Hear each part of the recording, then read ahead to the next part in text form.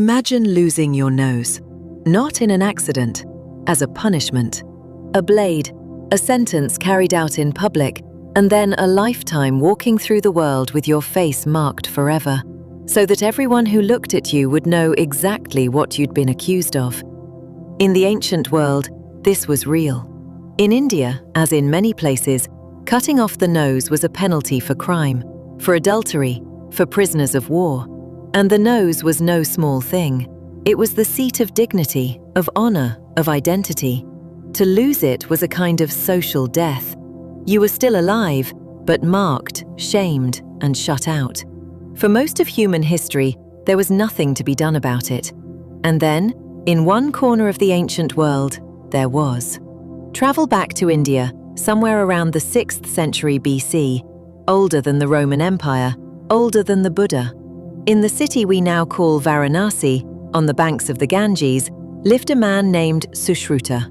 He was a physician, but more than that, he was something the ancient world had almost none of, a surgeon. A man who believed the human body could be opened, repaired, and closed again. That suffering written into flesh could sometimes be undone by skill. And he wrote it all down. The text is called the Sushruta Samhita, and when you read it, the strangest thing happens.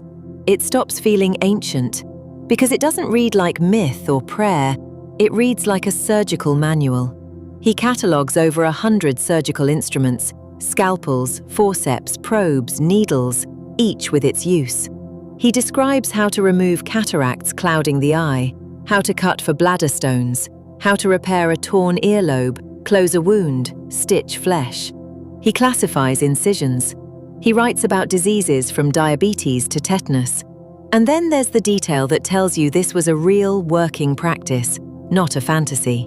Sushruta insisted that before a student ever touched a living patient, they had to practice. So they trained their hands on melons, on hollow gourds, on the soft flesh of fruit and dead animals. They learned where to cut and how deep, on things that couldn't be harmed, before they ever held a frightened human life under the blade. That is surgical training by simulation, 25 centuries before any medical school existed. He thought about pain too. With no anesthesia as we know it, he wrote of giving patients wine before the knife, to dull what was coming. He wrote a code of conduct for the surgeon, how to behave, how to care, the responsibility you take on when you cut into another person. But the crown of all his work, the thing his name is still tied to today, was the nose. Picture it. A man comes to him, his face ruined, his life collapsed around the absence at the center of it.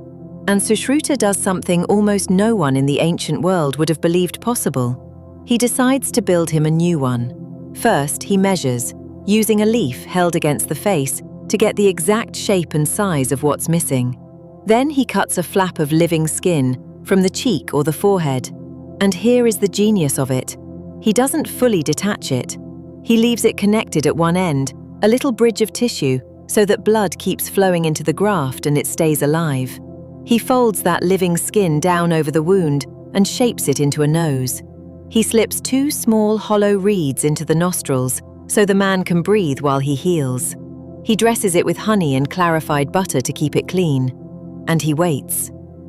We have to be honest here, because this channel doesn't deal in fairy tales. Sushruta did not have what we have. No germ theory. He didn't know what truly caused infection. No anesthesia to put a patient fully to sleep. No antibiotics.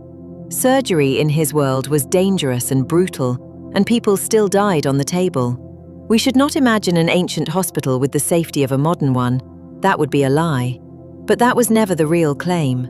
The real story is more remarkable than any exaggeration, because that technique, the living skin flap folded down to rebuild a nose, did not die with him. It was practiced in India for centuries, passed down through families of healers who guarded it as a secret art.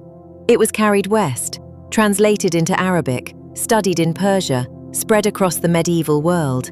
And then, in 1793, 2 British surgeons standing in India watched a local healer perform it with their own eyes. They watched a man's nose rebuilt from a flap of his own skin, exactly as Sushruta had described over 2,000 years before. Stunned, They wrote an account and sent it back to London. It caused a sensation. A British surgeon read it and practiced the method on cadavers for 20 years before performing it on a living patient. His success spread the technique across Europe and then to America. Surgeons today still call it the Indian method. Sit with that for a moment. There is an unbroken thread, a real traceable line running from